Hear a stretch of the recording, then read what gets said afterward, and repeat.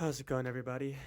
Um, so I kind of wanted to do a little overview, a bit of a deep dive into my stock portfolio. So let's jump right in.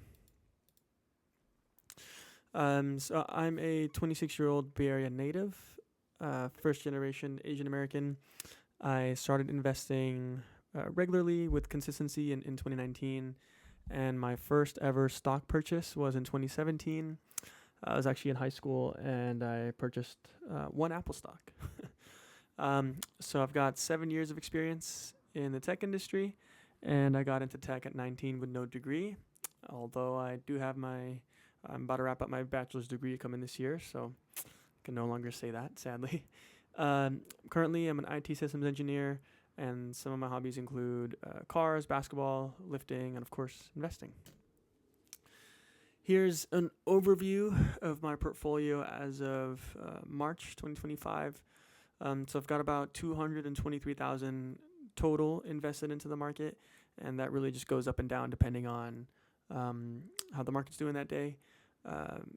I've got about 140K in my brokerage account. 91K of that is in a regular taxable account, and 47K is in a Roth IRA. There's a typo there. Fuck. All good.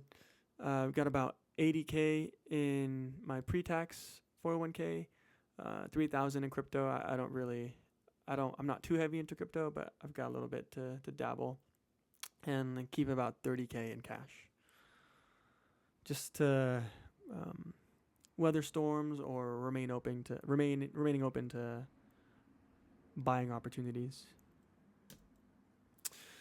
So this next slide, I figured I'd show a picture of my current net worth and one of my credit cards, just so evidence and proof that I'm not bullshitting. Here's some salary and career progression. So in 2015, I got my first job, my first car, and I also moved out on my own in the same year. So a lot of changes that year. Beginning of the year, I was a sophomore. End of that year, I was a junior. So beginning of the year, I did not have my license yet, didn't have a car yet. And by the end of that year, I had a car, a license, a job, and I had moved out on my own. Kind of a crazy story. 2017, I graduated high school.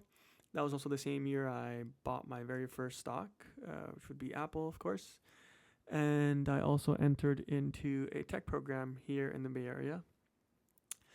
The following year, 2018, I wrapped up my internship, graduated the tech program, and I got my first corporate job as an IT consultant at a managed service provider, making $75,000 at 20 years old. 2020, we all know. So that year, I got my second corporate job, which was a high-growth tech startup, and there I was around 120 to 130 at 22 years old, and at this point, I was promoted to an IT engineer. 2 years after that, moved over to my third corporate job, which was a pretty short stint, just wasn't a good fit. And the same year, I got my fourth corporate job, which was an IT system engineer, and over there I was making 203K at 24 years old. 2025, I'm now 26, just laid off about a month ago, and I have a new role that I'm starting in a couple weeks here, less total comp, and it will be a remote role. All right, so diving right in, here's a screenshot of my portfolio. Some of the biggest winners by dollar amount are VTI, which is an exchange traded fund that pretty much just is a basket of all the stocks in the stock market. Very, very, very wise to invest in something like this as opposed to picking stocks individually. VUG at number 2. So this is the same thing, except it's a growth ETF. So it tracks high growth companies as opposed to all the companies in the stock market. Number 3 on the list here, we got SPY-D. So that's the S&P 500 dividend tracker. So this just keeps track of high dividend companies. And same thing with VYM. VOO is just another version of S&P 500. One thing I will acknowledge is I've got a whole bunch of overlap with a lot of these ETFs. So as you can see, I've got VOO, which is the S&P 500, but then I also have SPY, which is essentially the same thing. Um, this is kind of just a result of years of automating and investing and running on autopilot, and not really being able to not rebalancing my portfolio timely enough. Here are some of the biggest winners by percentage. So as you can see, it's pretty funny. We've got Rolls Royce coming in at 600%. That is just crazy. And I think I bought Rolls Royce at that point. Might have been 2020, 2021. Really as a gag. Like, I mean, Rolls Royce, everyone knows. And so I never would have thought that that one move would gain me 600%. That's absolutely wild. Looks like VGT, so Vanguard for tech companies. Looks like that's at 66, which is also nuts. But yeah, all the other companies we know and have heard of: MasterCard, Microsoft, Visa, all good things. And of course, we've got to discuss the losers. So worth mentioning too, these are unrealized gains and unrealized losses. So you don't actually feel the effect of losing or winning until you take profits or you take the loss on the table. So as of right now, I mean, these could go up, these could go down even further. Nobody knows. But at this point, I haven't realized any of these losses. But yeah, as you can see, Block, don't know what I was thinking there. Dumped a whole bunch of money in that. PayPal, same thing. Zillow, I'm still pretty bullish on. I feel like they're in a good competitive space, a solid leader in the market. However, interest rates are quite high at the moment, so no one's really buying real estate. Here's a screenshot of my portfolio story. So as you can see, in the last over the last 5 years, wow, I've made 88% over my entire portfolio, which is pretty good for 5 years of investing. For someone that doesn't have a finance background, doesn't have really anyone that showed me how to do any of this stuff. A lot of it was self-taught, leveraging my network, asking people who are better at this stuff than I am. Looks like my largest investment, VUG. I love that. So I'm almost at 20% in this one exchange traded fund. VTI has the largest gain dollar amount. And looks like bottom left we've got dividend amount. Cool. Kind of wanted to go over some lessons and learnings here. On the left, we've got practical lessons and learnings. And on the right, we've got more like secondary, tertiary things. So on the practical side, I think something that's very important to do is you've got to develop a skill with a high employability ratio. And so what I mean by that, you have to develop a skill in which 99% of the people that have this skill are getting paid to do this, are paid well to do this, and there's a lot of opportunities around. And so a good example of this would be if you are a doctor, a nurse, a software engineer, an IT engineer, an accountant. These are roles for which, there are many roles available. They have a steady stream of income. And of course, ideally, you should choose a field or a profession in which you enjoy what you're doing. You don't want to do it all the way just for the money. You have to actually enjoy the day-to-day and whatever it is that you're doing. Otherwise, you'll just be miserable. Second bullet point, learning how to track expenses and creating a framework for your budget is key. So I've been tracking my expenses since 2015, ever since I moved out on my own. And so over the last 10 years, I can tell you down to the dollar how much I spent on gas, food, clothing, rent over the last 10 years. And I think being able to track your expenses in this way kind of shifts your mindset from just regular consuming and day-to-day activities to like running your life and your investments kind of like a business. So obviously, like if you have a yearly salary, how much of that do you receive after tax? And then from that amount, how much are you spending on a yearly basis? And from there, you'll be able to tell whether or not your business or yourself is profitable. Number 3, automate investing and saving. I think that's key. I mean, once we're human beings, we're emotional. So as soon as something hits your account, it's very hard to develop the willpower to not spend it. And so I think automating and not even letting yourself get put in those situations is important.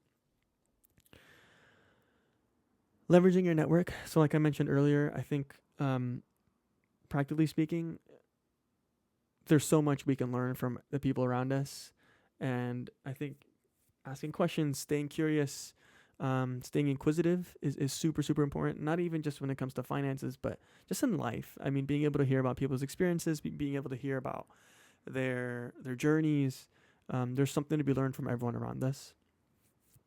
Obviously, next point here, hustling. So you got to be willing to get your hands dirty, work hard, wake up early, grind.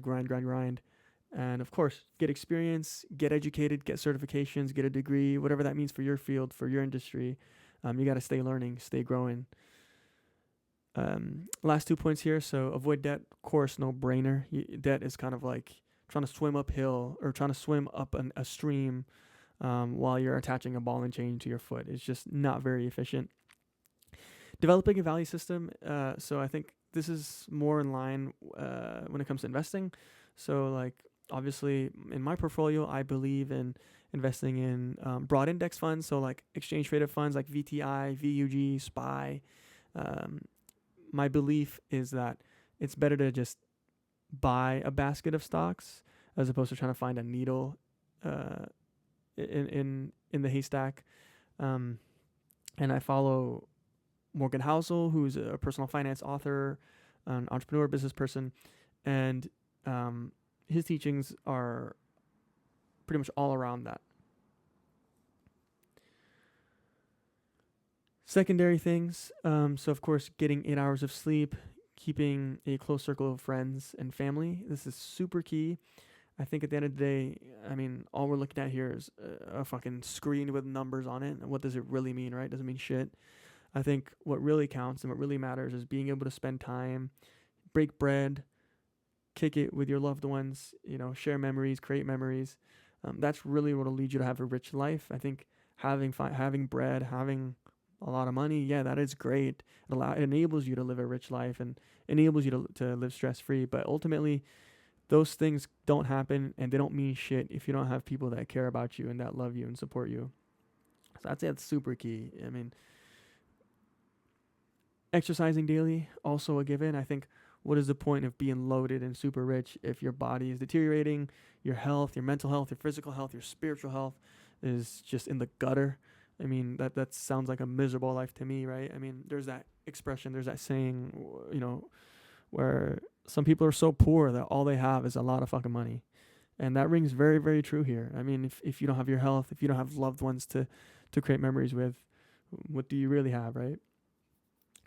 I think the 5th point here, spend time doing things just for the sake of doing them. That's really, to me, you have to find something in your life that you love doing just for the sake of doing it. Like, you don't expect an outcome out of it, where the joy is being able to do it, right? If you're an artist, if you're a painter, being able to paint, express yourself. If that brings you true joy, stick to that. Keep doing that. Right? I mean, you're not painting, you're not an artist so that you can sell your art and make money. You're doing it out of passion. Okay? And for me, this has been basketball and cars. Like, I love basketball, training, getting better, playing with my friends, and I'll do that until the day my body can't anymore, right? And I'm only doing that because I love doing it. And I don't expect, at this point, I'm 26, I'm not expecting to go pro, I'm not expecting to get a college scholarship. I'm really doing it because it's, for a little sliver of time, that is the moment in which I just feel true joy and nothing else matters but whatever is between the court. I think these next points here, just be mindful, be present, be a human, right? I think it's so easy these days to get caught up with numbers and social media and it just feels very artificial and superficial. And I think sometimes we forget the essence of being human, which is touching grass, being in nature, like being open about our struggles with our loved ones. Being vulnerable is being human, right? So I think very, very important. Again, have hobbies, even if they're impractical. I mean, it's life will not be fun if all we're thinking about is the optimal move, right? I mean, that's I would not want to live a life like that. Be grateful but never complacent. So, um, when I was younger, when I was about 18 years old, I remember distinctly feeling like, well, hey, if only I had like $30,000 in the bank, then I'd feel so happy and all my life's problems would go away and I'd be, everything would be great in the world.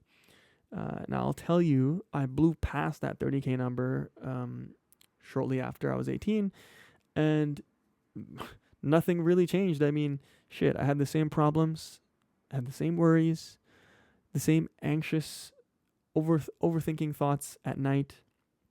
I think ultimately the point is, um, it doesn't matter what you have, it doesn't matter when you have it. I think the point of the story is you've just got to be grateful for the moment, grateful to be in the present, and not tie your happiness or your gratitude to an arbitrary goal or number. He, some of the mistakes that I wanted to talk about here. I think in the beginning, especially when I was first ramping up to my career, I was working way too hard and way too much initially.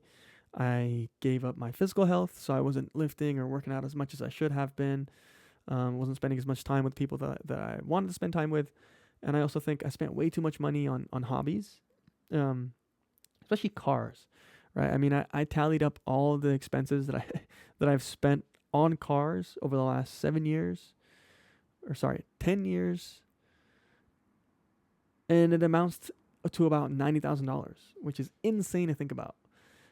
I mean, in my defense, I've switched cars many, many times. Like, I think at this point I've had like 8 or 9 cars, and all variety of cars, right? Like I've had a Volkswagen GTI, a Subaru BRZ, an old modded out, souped up Honda, um, a old BMW Z4, BMW 328i M Sport. Now I've got an old Range Rover, and so I think, at the end of the day, while I could have optimized and not have such a high spend on vehicles, I also think it's all a balance, right? Like, I mean, cars, it's one of my passions, it's one of my joys, and it's something that um, just reminds me of the pleasures of life, right? Like, I mean, it's, when I get into my cars, when I get into my car, it's a feeling of pure joy, right? And it's something that we use every day. So to me,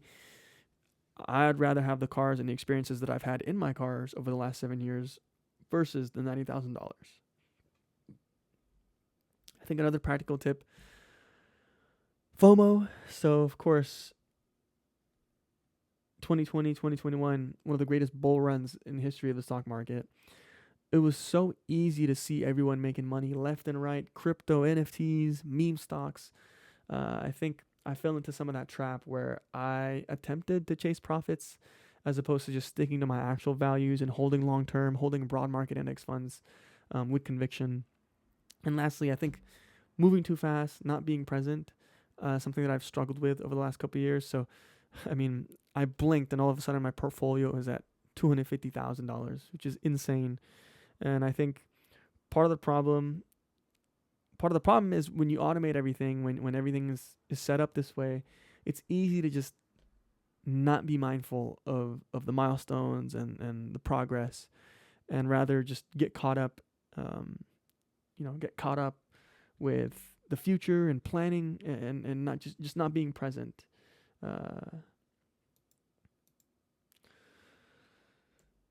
All right, and that was everything. I kind of wanted to just do a little bit of a deep dive here.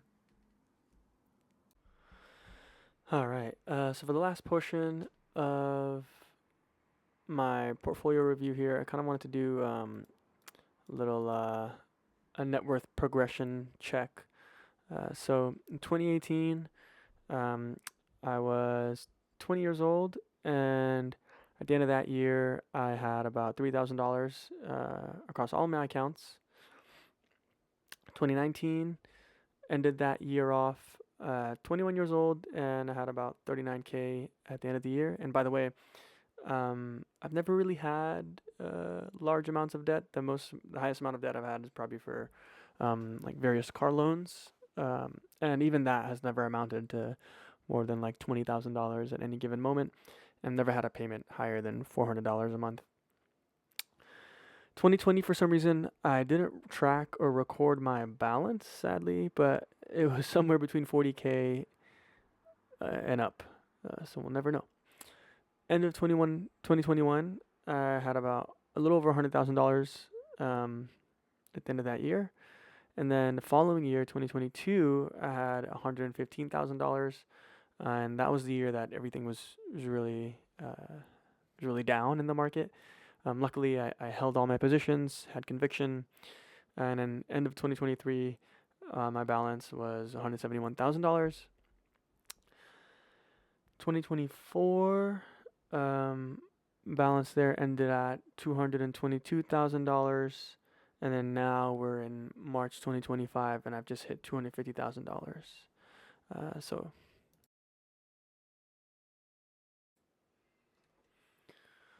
all right. So looking ahead, in conclusion, I think my focus for the rest of this year is just to finish up my bachelor's degree. I'm getting a bachelor's degree in software engineering. Continue to spend some more time with my loved ones and the people that I really fuck with, and just continue to hang out, chill, enjoy life with them. Also, I think staying consistent with working out, exercising, lifting, hooping on a regular basis, staying healthy is something that I'm looking forward to doing. And lastly, I think just remaining a student of life, remaining a student of the game with all my endeavors, right? So whether that be tech, software engineering, IT related things, or even this, right? Learning how to edit, learning a cadence for talking through your videos. I think, with anything in life, we can stand to learn more, and just remaining open to those things is super, super important. And yeah, man, hopefully a couple years from now, I could check back on this video and just marvel at the progress. All right, stay safe, y'all. Take it easy.